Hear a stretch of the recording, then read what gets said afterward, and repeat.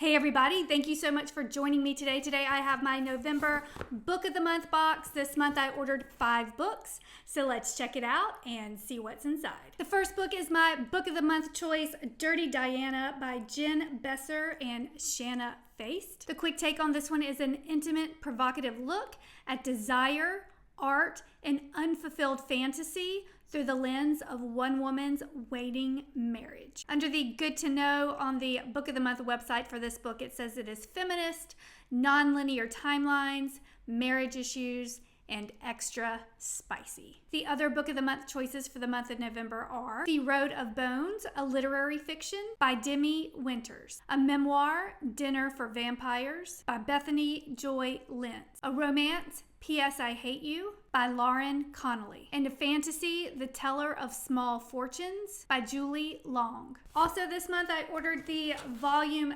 0 magazine. Once again I ordered the Volume 0, which is Book of the Month's short story magazine, and it's just a collection of short stories. This is the 4th issue. I've ordered the other 3, and I really enjoy their curation of short stories, so cannot wait to dive into this one. It has a list of the story titles on the front and the authors on the back.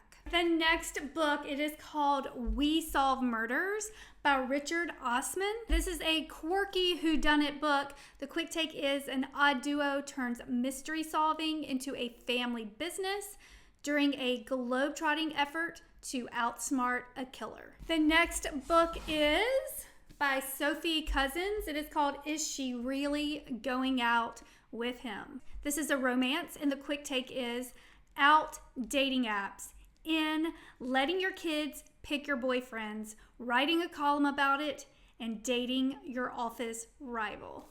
And the last book for November, this is Matt Haig, The Life Impossible. The quick take is, after being gifted a house on a charming island, a retired teacher books a one-way trip and begins a magical adventure. So this is supposed to be an inspirational, fast read, but I've actually seen some comments online since I ordered this that people aren't loving it. So let me know if you've read this one. Did you love it? Did you not love it? Should I put it at the top of my pile or at the bottom? We have this month's bookmark. I'll just wait here. My books are piling up. I only read 2 books in the month of October. The first one I read was the Book of the Month choice, The Book of Witching, and I chose this one because I thought it'd be a fun October read with the theme of witchcraft, and I didn't love it. I did finish it. This follows 2 timelines, 2024 and 1594. In 2024, we have the character Erin. She is found on an island with burns all over her body. So she's taken to the hospital. She's in a coma. So we're getting to the bottom of it and to try to find out what happened, how she was burned. Meanwhile, we flash back to 1594 and Allison Bedford is undergoing trial for being a witch.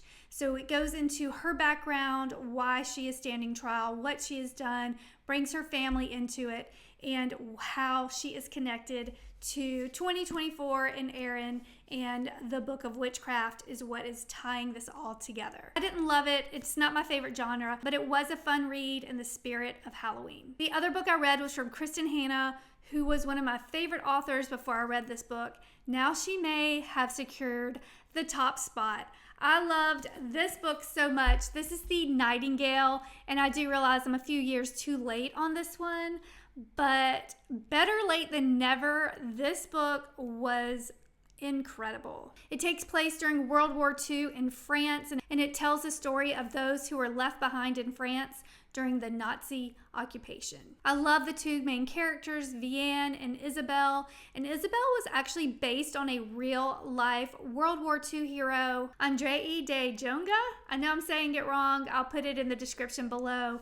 But this book just blew me away. Yes, it's a historical fiction. Yes, Kristen Hanna took some liberties with the fiction part of that, but I just loved it so much. I was bawling at the end, like tears everywhere. When an author can capture that level of emotion, I just think it's amazing. I'll tell you, I was bawling in Kristen Hanna's The Women as well. So I love Kristen Hanna. I actually have Winter Garden next on my list by her. So if you've read that one, let me know what you thought about it. And if you have not read The Nightingale, I highly recommend it. And that was everything in my November Book of the Month unboxing. If you're interested in trying Book of the Month, I will have a coupon code in the description below. So be sure to check that out. And that's it. As always, thank you so much for watching, and please subscribe.